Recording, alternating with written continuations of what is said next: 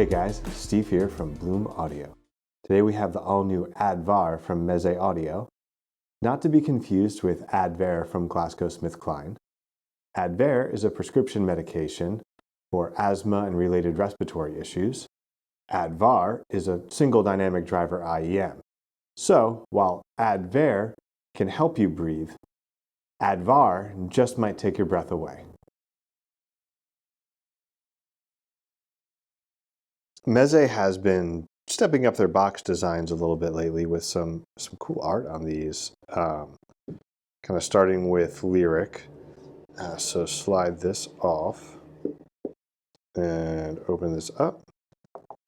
And here are the IEMs. So those are on top with no cable attached or anything like that.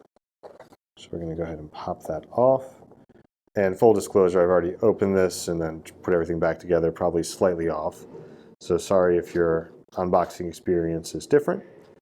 So open up this case. This is similar to what you get with the Rye series. And inside we got, again, this it's the Rye series cable, similar to what came with the Rye Penta. And a set of final ear tips, you know, the extra small, small, medium, large, extra large. So you get a bunch of ear tips there. And then this was one of my favorite parts of the package. This is an MMCX remover, and I just absolutely love this thing. I really don't like having to take MMCX cables on and off. And this completely changes it. I had an MMCX remover for a while, and I think I gave it to a customer. Came in for a demo, and I thought I had a couple of them. I thought like Final Audio had given us a few, and we didn't. And so now I've got another one. Can get this in.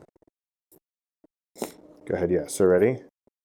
So you just take this, and you know how like usually you're like, I can't get it apart. Afraid I'm gonna break this thing and break the cable. Slide that around, and pop. Pop back on. And pop. Super easy, and it's on a convenient keychain. So yeah, the cable's pretty nice. It's about 4 feet long, kind of standard mobile IEM cable length here. I do like the feel on these cables. As you can see, it unfolds nicely without really any tangles or any issues like that. Of course, the tips are Final E series. In terms of the IEMs themselves, it's hard to tell without a comparison, but these are pretty small. And I find them to be very comfortable, really easy fit. They slide right in. Nozzles are just the right length where they're not too short that they fall out, but they're not too long that you need to really cram them in there to get a good fit. So yeah, altogether, it's a very attractive and functional design and a nice package. So if you're familiar with Meze and you've been around the dynamic driver IEM block a little bit, you might have some idea what to expect from Advar here. And you'd probably be somewhat correct. The timbre is going to be a little bit on the warm side. It's definitely strong bass performance. But one of the things Advar really brings to the table is the way that it handles the vocals and instruments and the sort of emotion and the presentation it brings there. But yeah, starting with the bass, there's deep extension, there's really solid impact, a little bit of emphasis in the mid bass that kind of moves up into some mid-range recession there. The way the mid-range is constructed, it does a great job keeping your bass from bleeding too much into the mid-range, where you're not losing mids for the sake of a bigger bass. It's a very well-balanced bass and mids.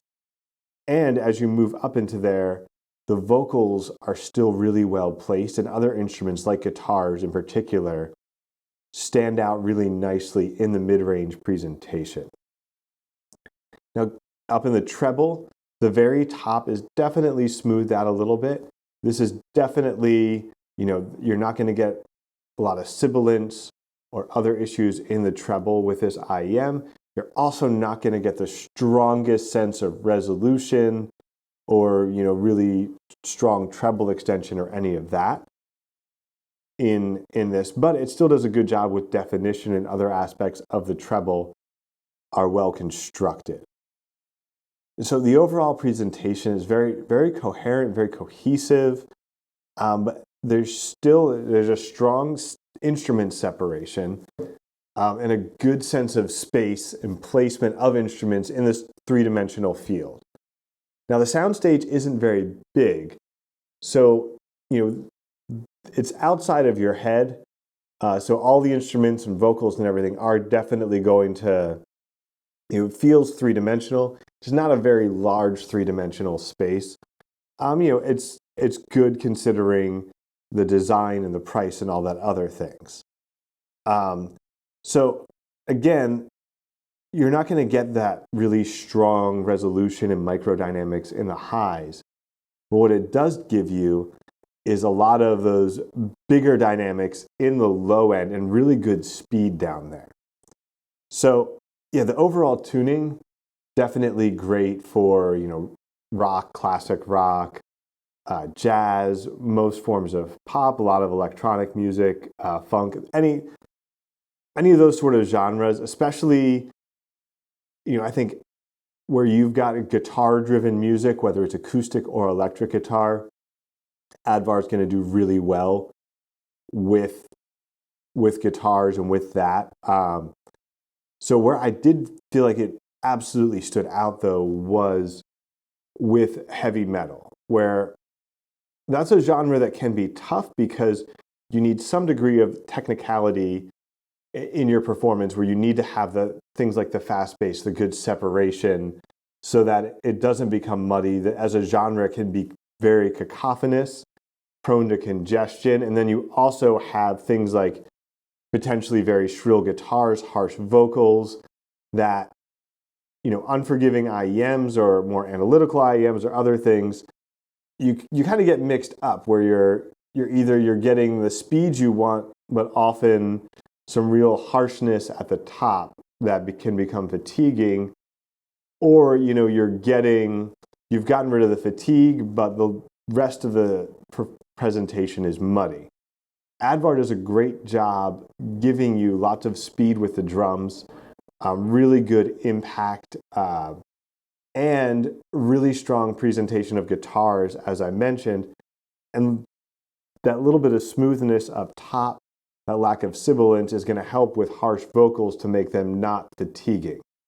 So kind of around the whole, whether you're talking Iron Maiden or Pantera or more modern, black metal or anything like that, Advar does a really great job in the delivery of metal. And I think it might be the best IEM for metal that I've heard under $1,000.